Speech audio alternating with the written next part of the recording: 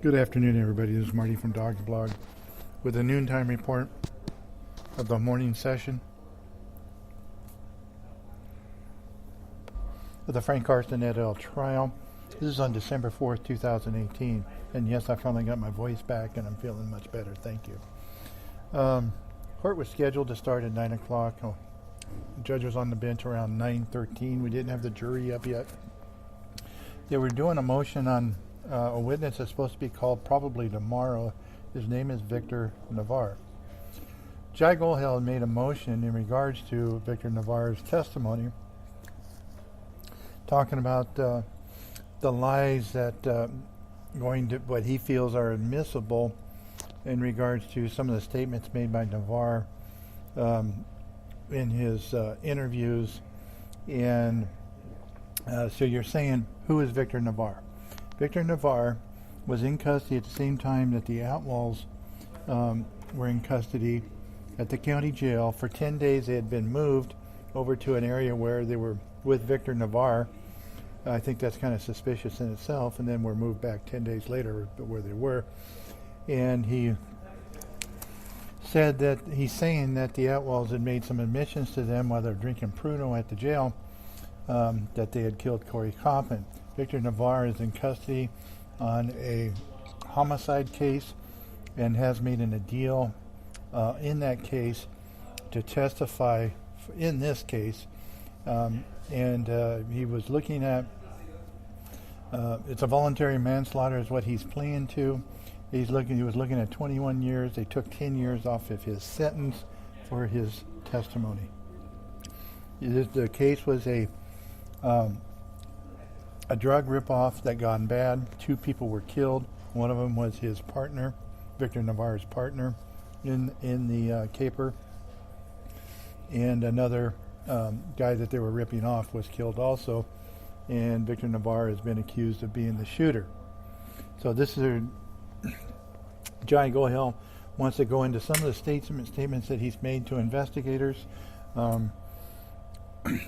And as they talked, the more they talked to him, the story morphed and changed, and eventually he stuck with one particular story. Jai Golhel wants to use these statements, the many lies that he told. He also has some instances in the past, apparently, too. He has a previous homicide, I understand, too. So Jai Golhel saying that he had told several stories in that 187 on the homicide, ended up being a drug ripoff that ended up being a homicide. In addition, there was some issues where he had dumped off his partner in the caper on the side of the street to bleed out after he got shot, and Navarre was driving, left the guy on the side of the road to die and bleed out. He made some statements about somebody was supposed to call an ambulance or something like that.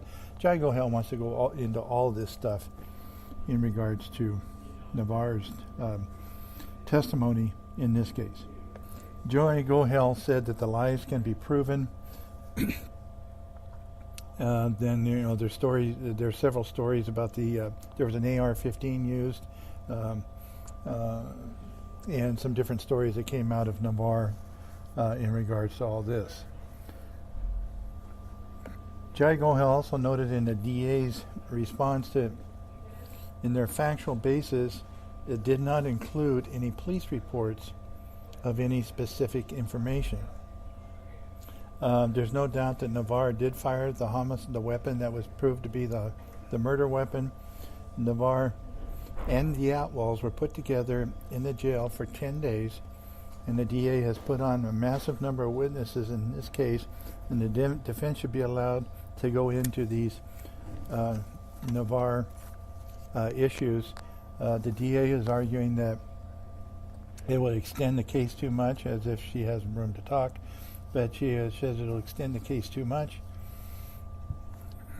And Marlissa Ferrer said Navarre is not on trial, but he is only a witness. But she's calling that witness, and it goes to credibility and bias, and in the deals that he's getting. Judge Zuniga interrupted her at that point and said that she's already heard these arguments from her, and she disagrees and she wants to hear something else. and she cited some Judge Iniga cited some case laws. Marlissa Ferreira said, attacking the character evidence, the problem is the defense is arguing there are multiple occasions of lying. There is only one where Navarre is accused of a homicide, and he said it was provable lies. Jai Gohel said it was provable lies. Marlissa Ferreira said Navarre was with two other people in the robbery. It was a planned robbery. And Navarre continually says that he was only giving people a ride to, his co-defendants a ride to do the robbery. He was not trying to kill, just wanted to rob the dope. The facts of the case will be put on she would have to put on other facts like the co-defendants, the officers, the coroner. That would extend this case immensely, as if, like she's doing.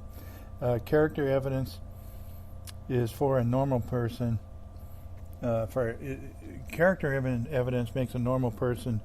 In this situation, this is not normal, so a normal person is typically not allowed, but that's what she's done to continually. And Judge Iniga argued, well, she disagrees what is normal. Everybody has their own perspective on normal. Marlissa Ferreira said the defendants in this case have lied, so the evidence to be shown to prove that lie. They would end up trying a second homicide case, talking about Navarre again, unknown. There's no way to know who got shot first, and there's no way to prove that the crime partners and their information. It's all speculation about leaving a wounded accomplice, and talking about leaving his accomplice bleeding on the side of the road, and he dumped him out of the car. There are multiple parties that would have to be brought in and talked about. She also noted, Marlissa Ferreira noted that touching or using the AR-15 is questionable at best, and the judge did decide that it should be just used gun because assault weapon or AR-15 can be prejudicial, and it is in today's society. She said there are general denials that are not specific, and there's only one indication, but it's not several. So she's saying there's one lie that might be able to be used, and she says there's not several. Jai Gohel saying there is. Navarre's plea, and Jai Gohel argued that Navarre's plea, he's pleading out to the homicide, so he's admitting to being involved in the shooting.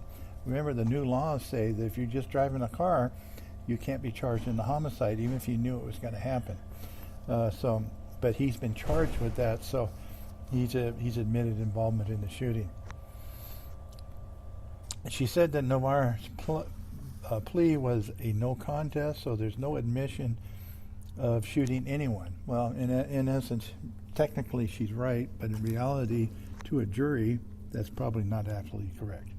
She also noted Navarre was not exposed to a possible life sentence.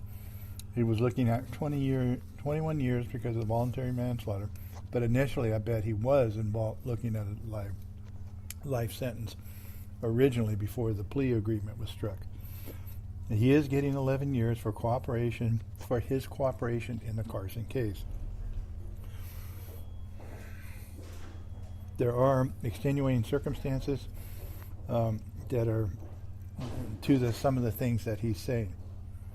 She has to deny the defense's motion.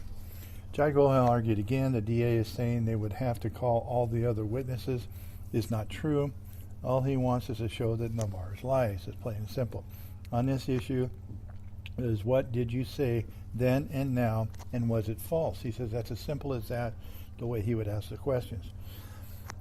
Navarre pled to a 192 PC was a voluntary manslaughter, and admitting of shooting. He admitted to the shooting, but had denied it earlier, and in the interviews and stuff, he had denied any involvement. The DA's claim of the trial in a trial is not true. Some basic facts in the interview itself can be determined by the jury. Judge Inigo said that the defense claim that it'd be too consuming is not a valid argument. And what they're doing in saying that the DA is now consuming too much time in her case, in the Carson case, is not a valid argument either. That she just mentioned that was an argument Jai Kohel made the other day. She says there could be specific conduct issues referring to the Justice Simon's book that she lives by religiously in regards to undue consumption of time. She said the evidence must be clear of a lie and it must be provable. She's going to review all the claims that the defense is making about the lies, and there's a list of, I think, 7 or 8 instances.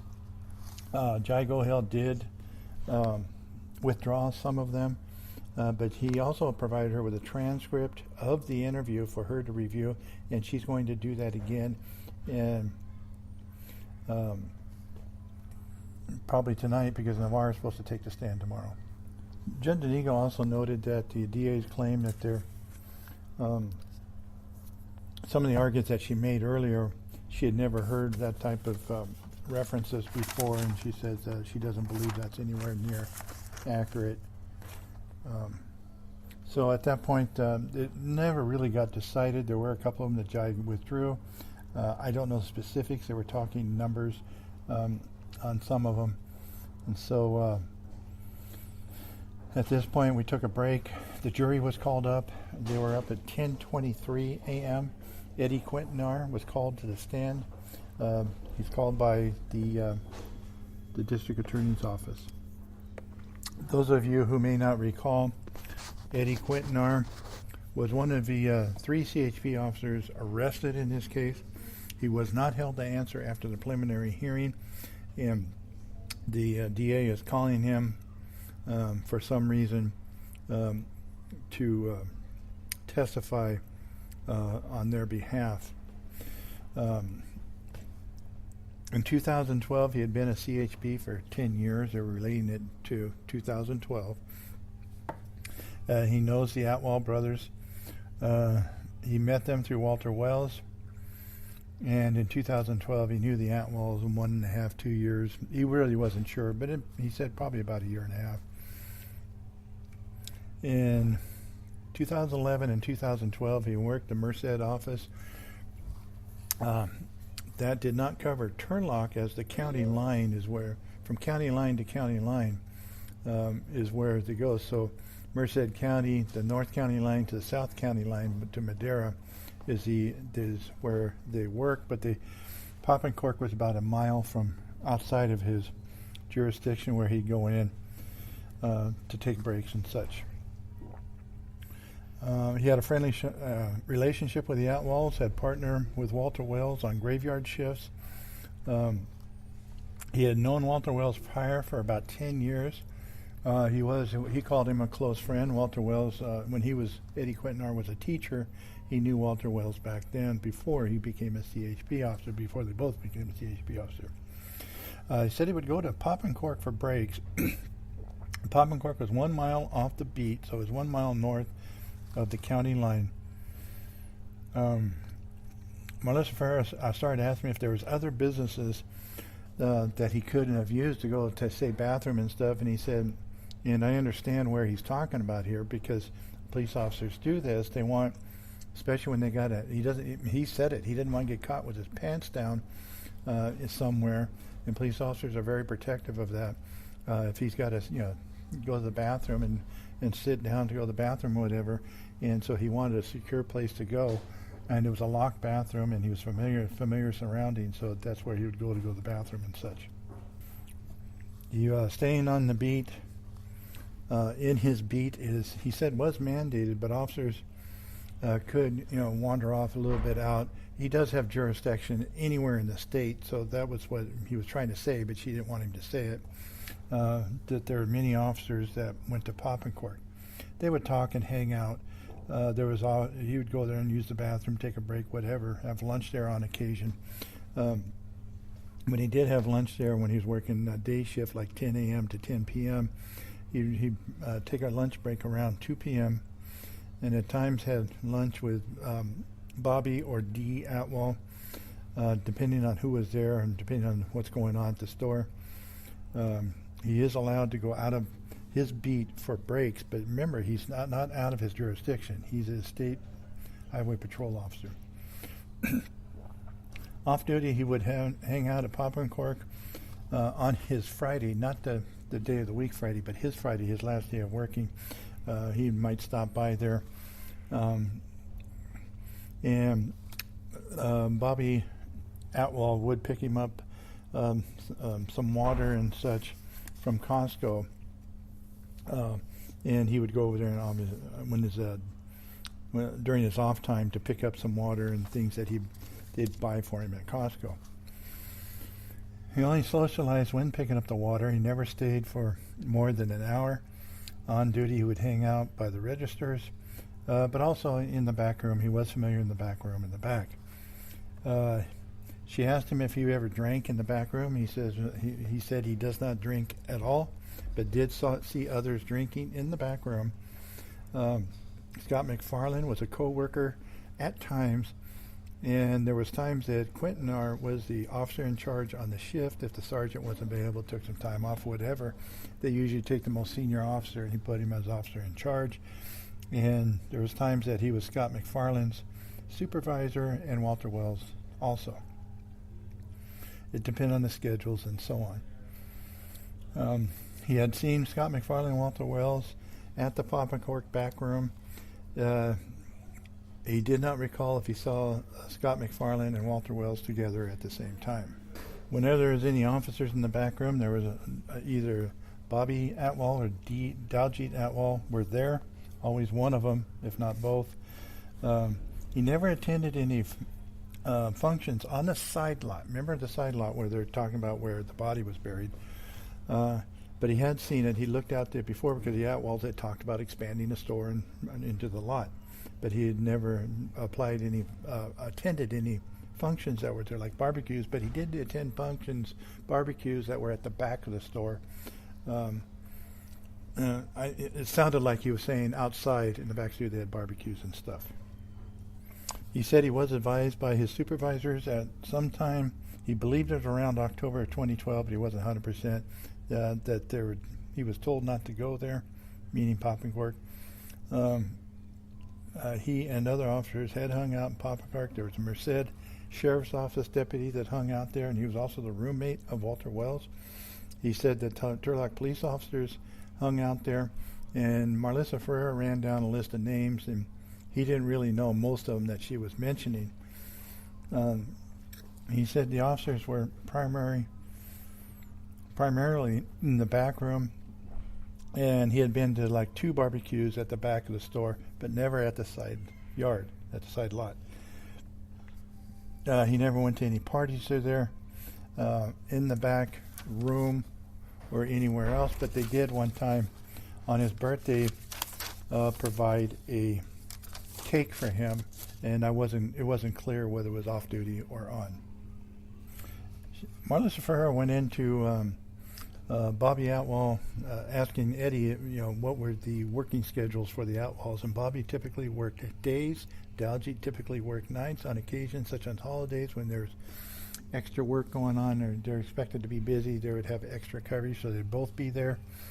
In 2012, he kept 2 guns at Poppencourt. One was a Remington 870 shotgun, which is similar to what they carry in the patrol cars, and a Glock 40 caliber. The guns were there through July 15, 2012. Remember, that's the day of the search warrant. The shotgun had been there about 2 months. The handgun was there about 2 weeks. He was aware of the search warrant on 7/15 of 2012. He said that he had received a call from Scott McFarland, and he had went to the store to retrieve his guns later on. He made no calls that day He did not recall talking to Daljit or Baljit that day. There was no other personal or work items that were stored at the Poppenkork, just those two guns. He said that Scott McFarland kept a rifle at Poppenkork. It was a .270 caliber. It was a hunting rifle. He was told that by Scott McFarland, but he did not ever recall ever seeing that gun. There was a picture that she showed him that he didn't. He couldn't recall, never seen it. He didn't know what the manufacturer was, what make of the gun was that McFarland had there, and was not aware of any other guns at Poppenkork that were stored there for Scott McFarland. He saw a 40 caliber Glock by the register. It was underneath the counter, underneath the register. He had seen other caliber guns in the store. He never saw Daljit Hatwell have a gun on his person, but he showed a gun to him that was in the holster. He had no way of knowing it was loaded. He said, I think he said it was a .32 caliber pistol. I believe he said it was a Beretta, but I'm not sure. And Marlisa Ferreira started asking about bullets and casing or rejection. It led to a sidebar. We ended up in a break. When we came back in, Marlisa Ferreira showed him, and she had 7 photos that she wanted to show him. The first was number 440. It was a Mossberg shotgun and an AR-15. The picture had both guns in it. Said he had seen them in Poppenkork, and it was in a back room. They called it the cooler room, and he had another name for it too. It sounded like a storage area for beer or cold products or something. And there was a CCTV, closed-circuit TV in the back room where the guns were stored. He saw recordings of the room prior, but he couldn't remember exactly when he saw recordings, and I don't know why this was important, but she was asking us about when he saw recordings. He said it was prior to the search warrant on July 15, 2012, but it was unknown if it was before or after March 30th of 2012. She showed him picture number 442. The corner of the storefront, there was an unknown object that was in the corner, propped up in the corner. He had no idea what it was. He'd never seen it before. Showed him picture number 462, I believe it was. He said he had never seen that one before. And apparently it was a Ruger 22 caliber rifle that was in the store, but he said he'd never seen it before. He was asked if he'd ever been to Bobby Atwell's house. He said he had, and he'd never seen the rifle at the home either. She showed him picture number 726. It was a Glock 22 caliber, Glock 22 40 caliber. I'm sorry. He was aware of a second 40 caliber Glock. It was a model number 27 that he saw on Daljit Atwell's person. He did not recall how many times or where Daljit kept it on his person, but he was shown it was in a black holster. He said it was leather. He didn't think it was on his person at the time he saw it. He saw that gun also underneath the counter. So at times there was one gun or the other or both underneath the counter, the Glock 22 and the Glock 27. Marlisa Ferreira showed him picture number 728. It's a picture of the entrance to the store. Also the door that they exited. It's the same door that they exited when they're closing the store at night. They would set the alarm, go out the door. They double latch the back doors and stuff like that. And usually D Atwell closed. There was a locking procedure on the doors for closing, and I don't know why this was important, but she kept asking questions about it. And she asked him if it made noise when he was locking the door, because they use like a stainless steel cable or a cable of some sort that's wrapped in plastic, and then they strap the doors with this cable when they're locking up at night. So it's like double, triple locked or whatever it is. So that was where we broke for lunch.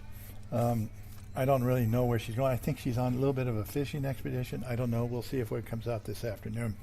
Don't forget, I am going to do the podcast tonight. I know you guys all miss my voice and stuff. So 6 o'clock tonight.